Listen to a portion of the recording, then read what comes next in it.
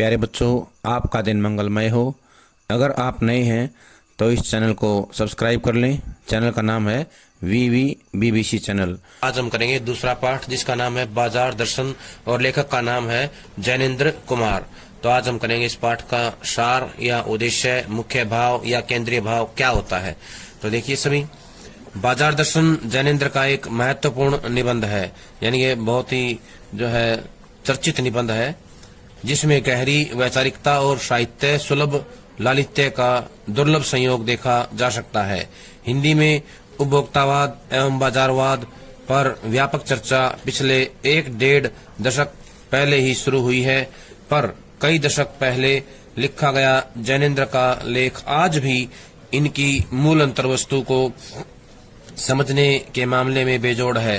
वे अपने परिचितों मित्रों से जुड़े अनुभव बताते हुए यह स्पष्ट करते हैं कि बाजार की जादुई ताकत कैसे हमें अपना गुलाम बना लेती है।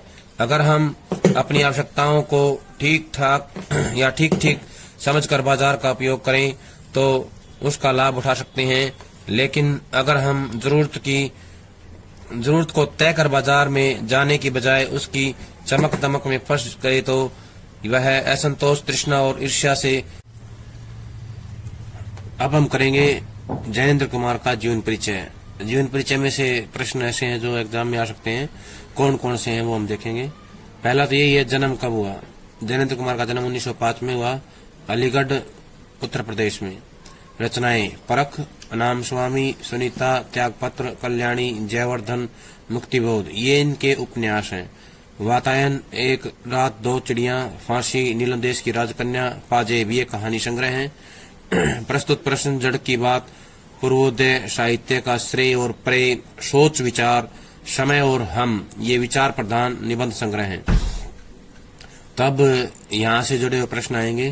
पहला प्रश्न तो यही होगा कि जैनेन्द्र कुमार का जन्म कब हुआ, तो 1905 में। कहाँ हुआ? अलीगढ़ में। किस राज्य में हुआ? उत्तर प्रदेश में।